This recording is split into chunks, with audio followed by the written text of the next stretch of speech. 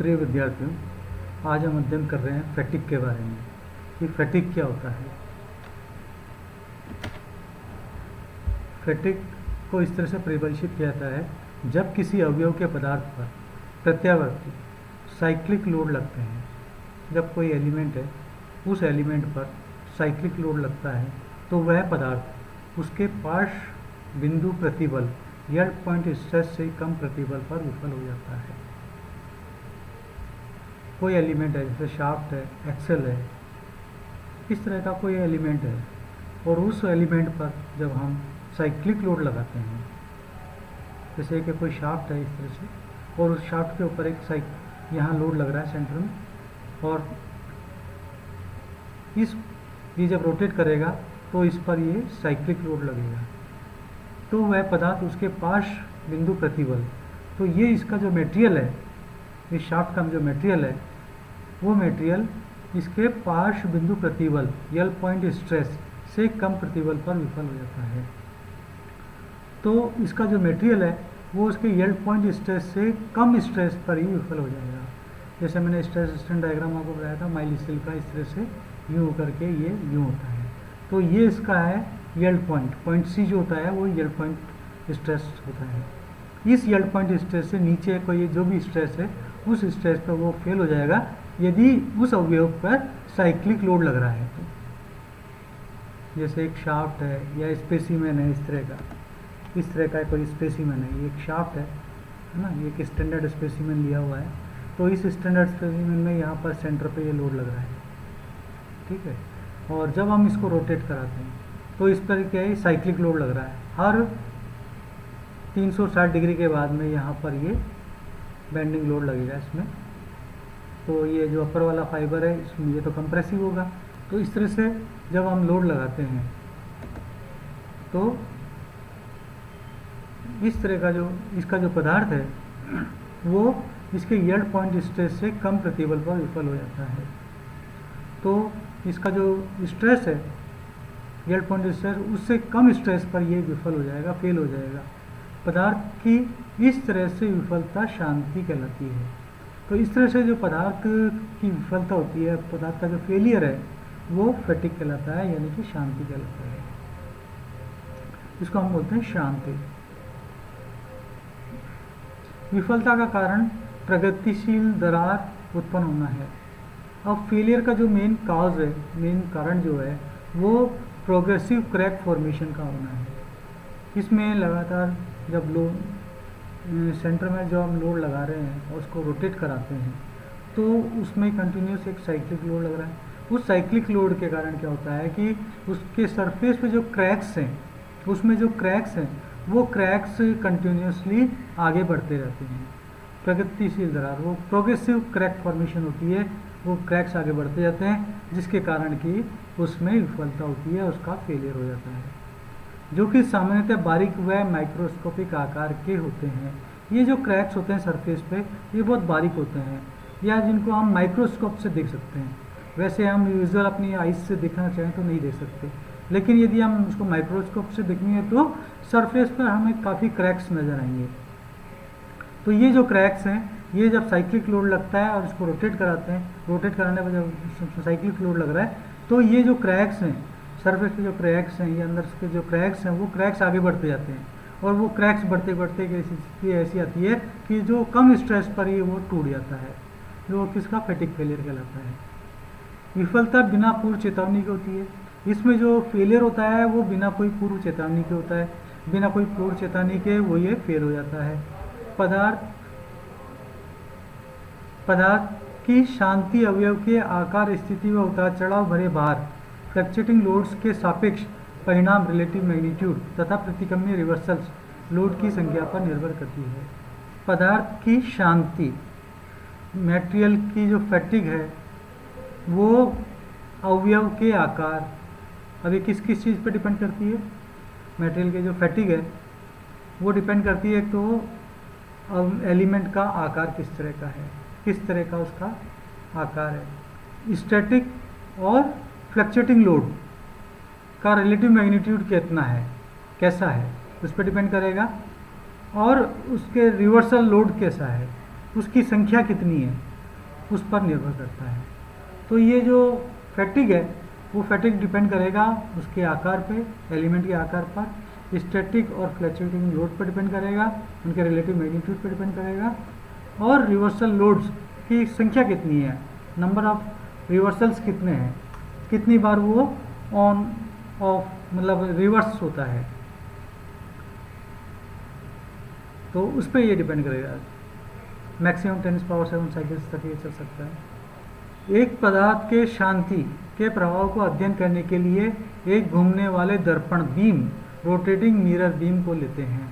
अब हम यहाँ क्या करते हैं कि इस फैटिग फिनोमिना को अध्ययन करने के लिए हमने क्या किया, एक रोटेटिंग बीम मिरर, ये रोटेटिंग बीम मिरर है, घूमने वाला एक दर्पण बीम स्टैंडर्ड स्पेसिमेन लिया जिसकी की लंबाई 875 mm है और यहाँ पर ये डाया 7.657 mm है।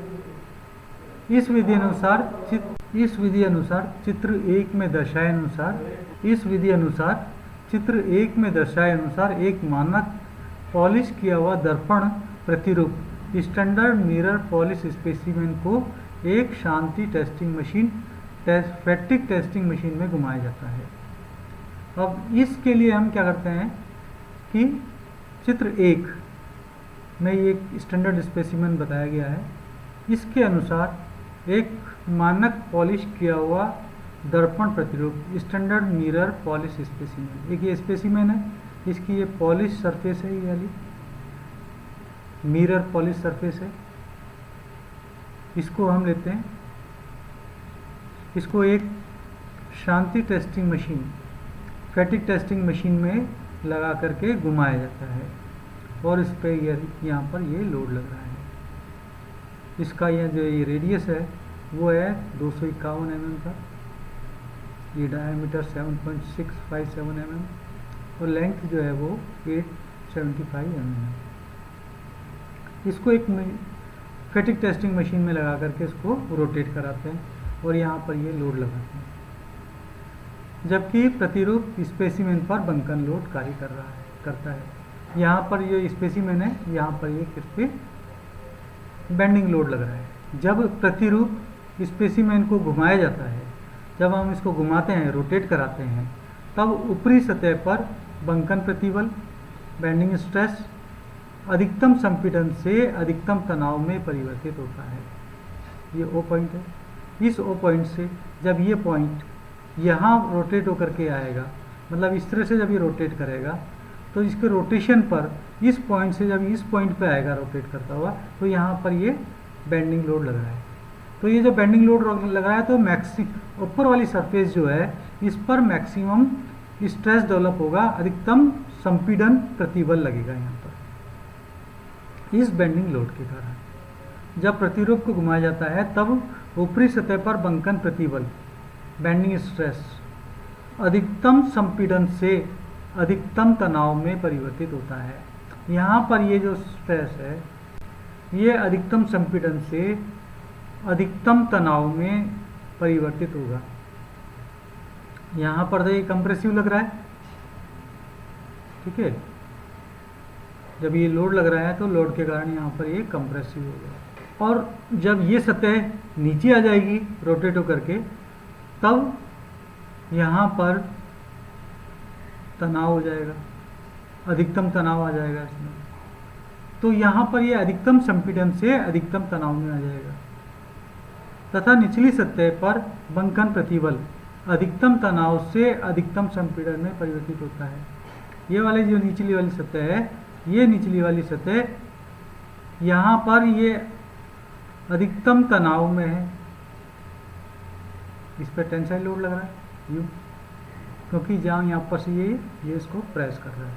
तो इस केस में यहाँ पर ये तनाव में है, तो ये तनाव से यहाँ पर जब ये आएगा तो ये कंप्रेस होगा, ये फाइबर जो है वो कंप्रेस होगा।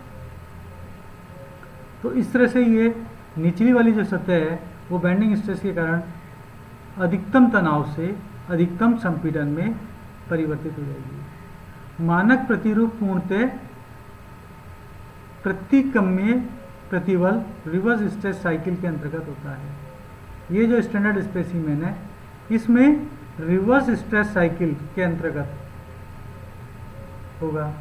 ये जो मानक प्रतिबल है ये कंप्लीटली रिवर्स स्ट्रेस साइकिल के अंतर्गत होगा। इसको समय प्रतिबल टाइम स्ट्रेस आरेख द्वारा चित्र 1b में दर्शाया गया है। इसको यहाँ पर देखिए चित्र 1b में कंप्लीटली रिवर्स स्ट्रेस बताया गया है। कंप्लीटली रिवर्स स्ट्रेस साइकिल में देखिए यहाँ पर ये जो पॉइंट है, ये जो लाइन है, इस लाइन से जब ये यहाँ टॉप में आ जाएगी, यहाँ का जो फाइबर है जब यह टॉप में आ जाएगा तो उस केस में यहाँ पर ये जो फाइबर है वो फाइबर इस तरह से कंप्रेस होगा, तो मैक्सिमम कंप्रेशन होगा यहाँ पे। फिर इसके बाद में जब ये रोटेट करेगा नीचे आएगा 180 डिग्री के बाद में, तो देखिए 180 डिग्री यहाँ से मैक्सिमम हुआ, फिर बाद में ये आया, फिर ये इधर 0 से स्टार्ट हुआ था, फिर ये 0 हो गया, फिर ये मैक्सिमम हो गया। तो ये इस तरह से स्ट्रेस जो है वो वेरी करेगा मैक्सिमम टेंशन से मैक्सिमम कंप्रेशन से। तो यहाँ पर ये जो अपर फाइबर है, ये अपर फाइबर जो है वो इस लोड के कारण कंप्रेस हो रहा है, और ये 180 डिग्री के बाद में ये फाइबर जो है वो टेंसाइल में हो जाएगा, और नीचे वाला फाइबर जो टेंसाइल में है वो ऊपर आकर के कंप्रेसिव हो जाएगा। तो इस तरह से ये साइकिल चलता रहेगा, इस तरह से। तो जब ये साइकिल चलता रहेगा तो उससे क्या होगा कि इसकी सरफेस पे जो क्रैक्स हैं वो क्रैक्स आगे प्रोपोगेट होते रहेंगे, और ये क्रैक्स आगे जा कर के फेलियर करेंगे। ये जो क्रैक्स हैं वो फिर आगे जा कर के फेलियर करते हैं, तो वो कहलाता है फैटिग फेलियर। इसमें रेफरेंस है text book of machine design by R S Kurmi, JK Gupta, machine design by Kapil Goyal. Thank you.